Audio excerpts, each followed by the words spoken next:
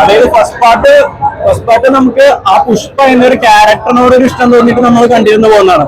അത്ര മികച്ചതല്ലെങ്കിൽ കൂടി നല്ലൊരു എക്സ്പീരിയൻസ് ആയിരുന്നു ഫസ്റ്റ് പാർട്ട്. പക്ഷെ ഇത് ഒട്ടും നീതി പുലർത്തിയിട്ടില്ല. ടോട്ടലി ഡിസപ്പോയിന്റഡ് ആയിരുന്നു ഈ സിനിമ കണ്ടിട്ട്. ഫഹദിനൊക്കെ ശരിക്കും ഒരു കോമഡി പീസ് ആക്കി കളഞ്ഞു. വളരെ മോശം രീതിയാണ് അവതരിപ്പിച്ചിട്ടുള്ളത്.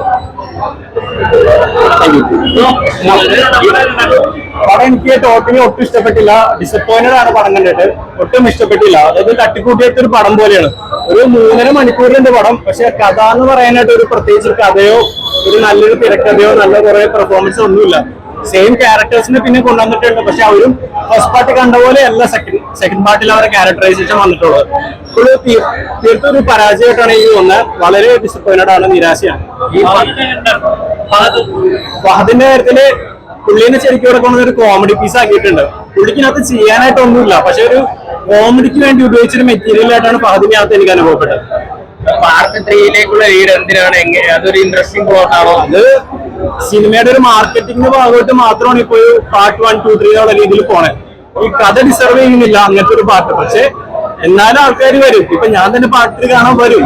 അത് ആ സിനിമയുടെ ഒരു ഫ്രാഞ്ചൈസിയുടെ ഒരു ഗുണമാണ്. പക്ഷെ ഈ സിനിമയുടെ ഒരു കഥയോ തിരക്കഥയോ വെച്ചിട്ട് ഒരു തേർഡ് പാർട്ടിയിലേക്ക് ഒരു സ്കോപ്പ് ഇല്ല.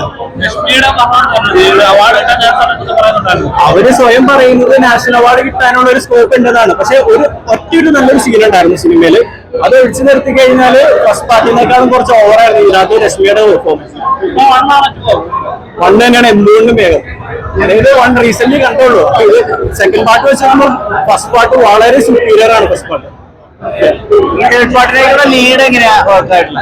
അതായത് ഇപ്പൊ സ്ഥിരം കണ്ടുവരുന്ന ഒരു ട്രെൻഡ് ആണല്ലോ. ഒരു ഫസ്റ്റ് പാർട്ട് എഴുതി കംപ്ലീറ്റ് ആക്കാൻ പറ്റിയില്ലെങ്കിൽ അപ്പൊ തന്നെ സീക്വൽ അനൗൺസ് ചെയ്യാം. അപ്പൊ ആ ഒരു രീതിയിലാണ്. ക്ലൈമാക്സ് നല്ല രീതിയിലല്ല അവർ അവസാനിപ്പിച്ചിട്ടുള്ളത്. അപ്പൊ അതിന്റെ എന്ത് ചെയ്യാം, ഒരു തേർഡ് പാർട്ട് അനൗൺസ് ചെയ്യാം. കഥയുടെ ബാക്കി അവിടെ ഒരു പ്രേക്ഷക മണ്ടന്മാരൊക്കെ ആ ഒരു രീതിയിൽ തന്നെയാണ് പടം തോന്നുന്നത്. പ്രകടനങ്ങൾ എങ്ങനെയുണ്ട്? നമ്മള് ഫസ്റ്റ് പാർട്ടിൽ ഏറ്റവും ഇൻട്രസ്റ്റിംഗ് പോയിന്റ് ആയിരുന്നു അല്ലു ഫഹദിന്റെ ആ ഒരു ഫേസ് ഓഫ്. പക്ഷെ ഇവിടെ വരുമ്പോൾ അത് ശരിക്കും ഒരു കോമഡി സീൻ പോലെയാണ് തോന്നിയിട്ടുള്ളത്.